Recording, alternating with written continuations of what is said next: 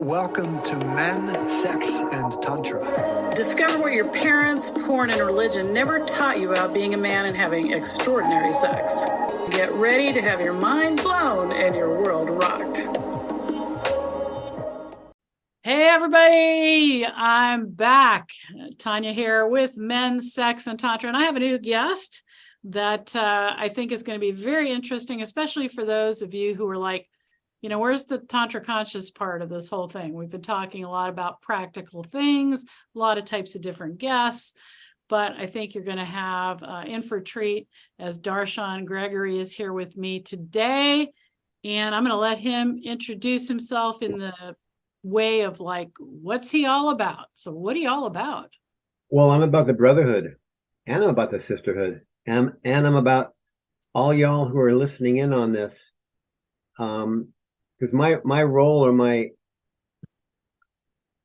code is to serve men awakening. And the word that I will use is awakening the sacred masculine, awakening the sacred, which is that part of us that is innately integrous, is innately conscious, is innately grounded, is innately safe in ourselves and innately aware. So this is a real pleasure, Tanya. Thank you from the bottom of my heart for bringing me on. I look forward to talking. I look forward to listening, and I look forward to responding to the brothers who got something to say. Thank you. Absolutely. Yeah, for sure. Well, so let's, on my show, I always like to break things down. So I heard of a lot of innatelys. So that's kind of like, and sacred and conscious. So let's get a little bit basic and real with these different words. Because, in the spiritual community, this for sure. We've been in the spiritual community for a long time. We hear a lot of words thrown around. We hear a lot of buzzwords. We hear a lot of words used. And frequently, they just kind of pass by and people act like everybody knows what they mean. I like to really get real and clear about them because Great. far too often, who knows what it is. So when you let's say you're using the word sacred masculine, what does that mean to you? Well, it comes from the premise or the core belief that we're all spirits having a human experience, not humans having a spiritual one, or humans having a human one, or men having a human one, that our core nature is divine, is spirit, is soul. Whether you believe that or not, that's up to you. That's what I found to be so after 60 and a half clicks around the planet through very challenging circumstances. So the sacred is a reflection of our soul nature, which is divine. It's not religious. There's no connotation of a context that most people would think of as the divine. It's just our spiritual nature, which I've learned is what we are first and foremost, as spirits living in earth suits or flesh suits or meat suits, which are our bodies. And I still, when I hear that, it sounds interesting. It sounds spiritual. It sounds woke, conscious. It sounds all these things, but I'm not even sure like divine nature. Like, does that even like divine nature? It's still one of those poetic things to me. And I look at and try to figure out like does a tree have a divine nature? Does everything have a divine nature? Yes. And what does it mean? The soul's look or that? I mean, still. Life force. It's life force. It's life force. It's prana, it's chi, it's life force. Okay. Atoms, protons, neutrons are all moving. Yeah. Motivated, informed, or empowered by something, life force. So if you've ever seen a dead body, yes, many. you can put an oxygen mask, you can do CPR, you can pray all you want, but unless there's life force, that body is dead, whatever it is. So we're talking life force, and we're qualifying it by divine, higher power, whatever. We get really tricky with that because there's so many connotations about what all that means. And I'm hearing what you're saying, Tanya, is that it's just kind of nebulous, kind of tooty. kind of vague, but we're talking life force. We're talking prana, chi. I don't know how else to explain it. Well, when I think about it, like 45 years ago, I said to one of my students that there is an agreement between energy and the physicality. So this agreement between energy forming into physical matter. And I said in the human body, when the egg meets the sperm and that agreement is solidified, there's actually a spark. And science, I'm happy to say that in the last, I think it's maybe 8 years, science has confirmed that this actually is truth. So when I think of life force, I think of that agreement between energy and physicality, the formation of whether it's the tree or us or something else. So when I think of life force, I think of that spark of agreement that creates that. But it still doesn't inform me of like what divine nature, because life force could be neutral.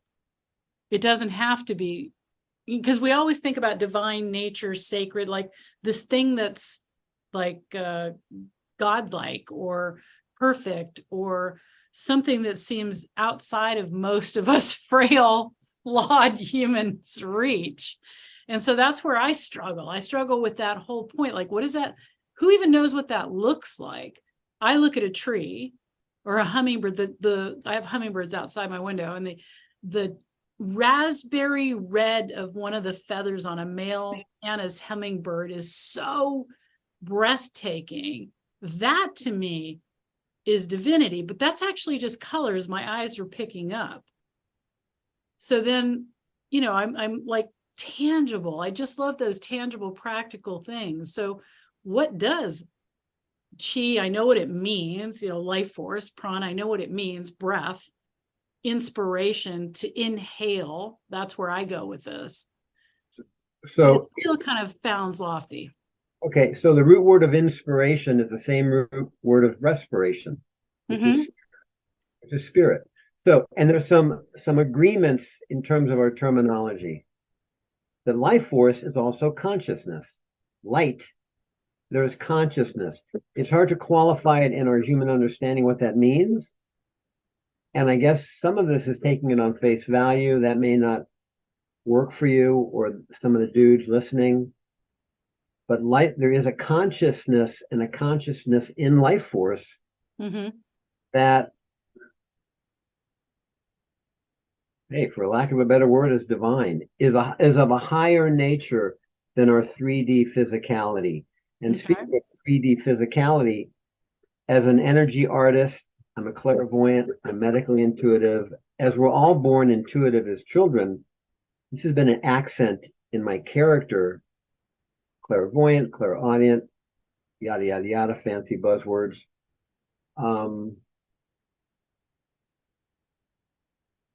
I've been doing healing work for 30 plus decades. And one of the things that I explain to people is that as spirits in human form, our physical body is our slowest moving energy body.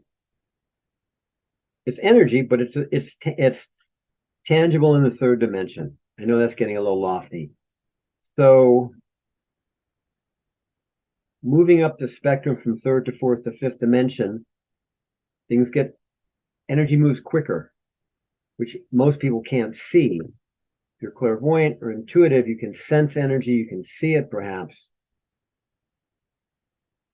But for most humans, for most guys, and that, I don't mean to be denigrative there, and we talked about this before the setting in, Tanya, it's just the facts, ma'am. How can I get my teeth into this so that I know it's real? And I'm speaking for maybe some of the guys listening. To not just understand it, but to use this information. And this is the bottom line, guys.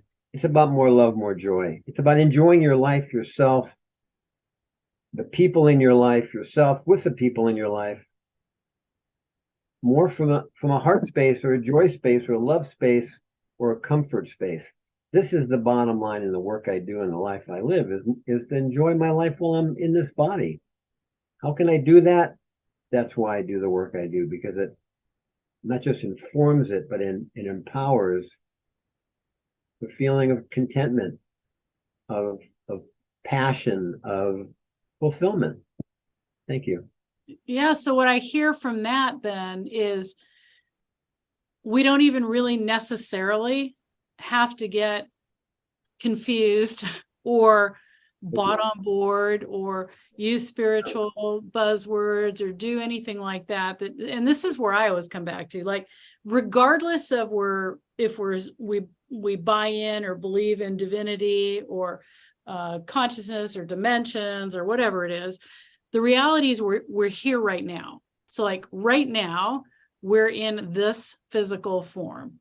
Now, some people may not believe that. They might believe they're interdimensional beings, that are transversing across multi-universe while they're here. But let's, for just sake saying we're like here in this body, having this experience right now with, my fingernails, my hair, whatever, I'm in this form. This is one of the reasons, by the way, that I particularly was attracted to classical Tantra, because it was very much about the here and now in the body, not trying to transcend the body, but actually inhabit and be in the body even more. That's my attraction to it. And just to clarify, is this the Montauk Chia approach? Because that was a strong teaching for me, which I consider more classical Tantra. Do you agree with that? Montauk Chia? I think Montauk is Taoist. I don't see him as much. Taoist. Okay. Yeah, not much of a tantric. But yeah, I mean, that's pretty much what I look at is, if we want to transcend, it's pretty easy. We can just put a gun to our head. Transcendence, get rid of the physical body, you transcend. But how to inhabit our physicality, how to inhabit all of the things that we're here in the now with, that's what I'm really interested in. So how do we bring that, using those words like sacred or heart space, any of these things, how do we land it in the body? So I'm a really physical guy. My mother said when I was a toddler, I never learned how to walk. I crawled and I ran. I just have a really strong motor. I just am very physical. I work out. I train every day, not maniacally, but I just have this as my a touchstone to feel well. So talking about the physical body, this is pretty common to everybody who's in a physical body. The way you feel best in your physical body is to do things that are good for your physical body and not do things that are bad for your physical body. You're not drinking a pint of gin every morning. You're not eating Cucci Frito pork rinds every day. You eliminate the things that are unhealthy to increase the feeling of being healthy. It's very practical. The way to feel empowered in life is to do stuff that feels empowering. Simple. That's why we take walks. That's why we swim. Whatever it is that is physically stimulating or empowering, that makes you feel better, it's probably going to be good for your life, right? Yeah, providing you're not feeling better by fake hits of dopamine. That's like, well, that has a back. Yeah, I mean, I have a great life. I was raised in the South Side of Chicago and became a minority. I got my ass kicked because I was white, because that was right when the Civil Rights Act was signed. I was 6, 7 years old. So I've had a lot of different parallax views of life. Mm-hmm. Meditating at 13, the same year I started smoking grass. I moved to New York to bartend for my brother in 1980, owning the hottest rock and roll bar in New York City, the St. Mark's Bar and Grill. If you've seen Waiting on a Friend by the Stones, that was in his bar. I was doing Blow with Keith Richards. Yeah. It was a great story. However, all the 80s, I did enough drugs to buy South America. My mother was an alcoholic, bless her soul, raised in an alcoholic household. I was gestated and germinated in the utero lounge. For 9 months, I'd feed us up to the bar and have cocktails every afternoon, as she did. She was a college professor, never missed an 8 o'clock or a 9 o'clock class. But she drank every day because she was heartbroken. She married the wrong guy. No offense to either of my parents. So I know both sides of this dynamic of doing good stuff It's increased the quality of peace and comfort and joy in my life. And I know the experience of doing fucked up shit that felt good at the time, but was brutal on my system. I did a hard decade of the 80s to heal myself out of that approach. So can we say that's a sacred or divine act? Is that, yes?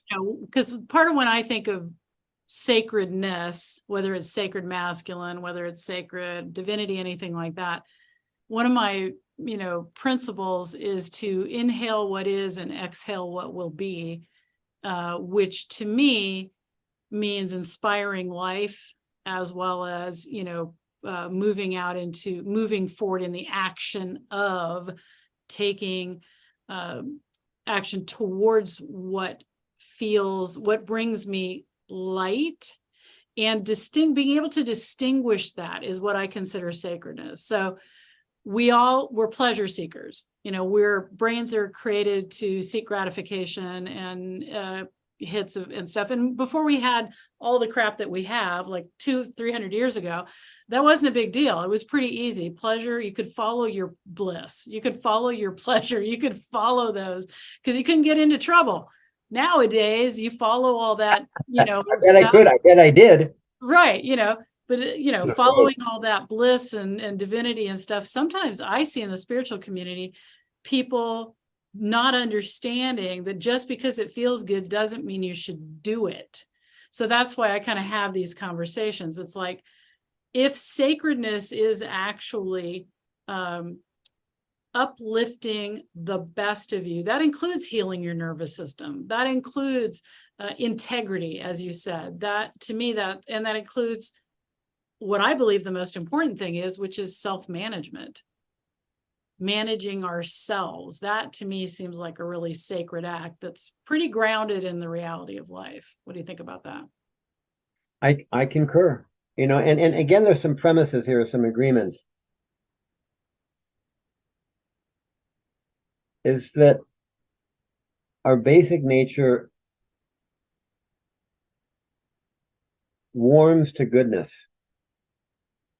that our core nature warms to goodness, whether it's love, whether it's joy, whether it's compassion, whether it's consciousness, whether it's forgiveness. That life begets life, and sickness begets sickness, and anger creates more anger, and the more angry you are in life, the more life gives you shit to be angry about. The more grateful in life you are, the more life gives you things to be grateful for. So ramping up a few either dimensions or layers up, Tanya, is that as souls in human form, there's a soul curriculum. And it's not just learning how to be more loving or kind or giving or supportive. It's also unlearning the lessons where we were imprinted as children. This isn't even going to past lives. We all had parents. Not many of them actually knew how to be parents, in my experience. That's for sure. There's that great line that it takes a lot of us 50 years to get over the first 5 years. Mm-hmm. And I found that to be true. So the premise is that our nature is good, is loving, is kind. Because loving feels a whole lot better than being an asshole. There's a sacred masculinity. It's all about not being an asshole and being more loving. Yeah. And there's an interesting thing about the masculine I wanted to clarify, and I learned this from a book called Where the Superior Man, David Data. I hate that guy. But yeah, it's a great book. And his premise is not just male, but the masculine life force, which is the distinction. Feminine is not gender specific, nor is masculine. Correct. So the masculine has to serve a purpose. Purpose is core to our nature, in that if we're self-involved, just focusing on meeting our own personal needs, wants, wishes, and desires, I know a lot of guys who are depressive, angry, addictive, fucked up, because they're not serving a purpose that improves the quality of the tribe or gives back to life. And it's not highfalutin. not about being Tony Robbins, bless his soul, or inventing the cure to whatever. It's having a sense of participating in life where you're actually giving to life something that improves the life of something around you, not I just. love this. So what? I love this. Well, I've spent a lot of time trying to do it the other way. Just all about me getting high, just what I wanted. And I found myself broke and alone. And people didn't like to be around me because it was just fucking about me all the time. And I had, I've learned to do what I want to do, Tanya, by having done things that I never want to do again. And it's that peeling the onion, that proverbial archetypal. I've had to peel my not self or my asshole out of my field to enjoy life, to enjoy being alive. And I think a lot of people really don't enjoy themselves or being alive. And the work I do and the life I live, and this isn't again highfalutin, is to give yourself the best shot to enjoy the time you're in your body. Whatever happens afterwards, whatever. What happened before, whatever. Today, when you wake up, how do you feel when you wake up? How's your body feel? How's your emotions? Yeah. How are your finances? How are your relationships? Simple. Yeah. Yeah. Right? And you know what? I think I love this because of the practicality. I mean, I'm kind of really known as that spiritual teacher is very practical, but when I use the word, our purpose is self-management, and then you turn around and like men's masculine purpose to serve, participating, to create purposeful experiences in not only their lives, but the lives of people around them. I can totally get down with the sacred masculine having that definition versus some lofty kind of thing up in that nobody really knows what they're saying. So the practicality here, which leads me to now go, hey, so Darshan, give us a practical management, a sacred masculine practical management skill. What's something that the guys can start doing to move into more of that sacred masculine purpose?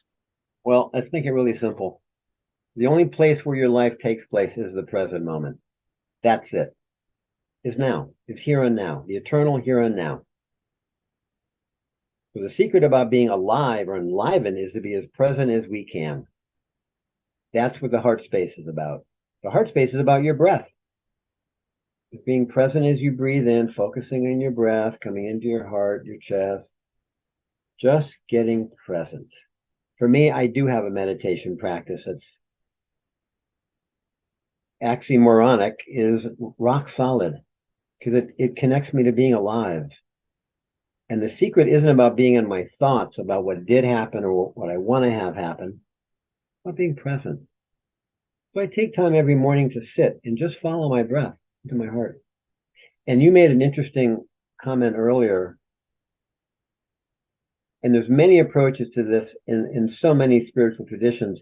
It's not just breathing in what I want, it's also breathing out what I don't want. Love on the inhale, fear on the exhale, whatever it is, whatever you're feeling, breathe it the fuck out.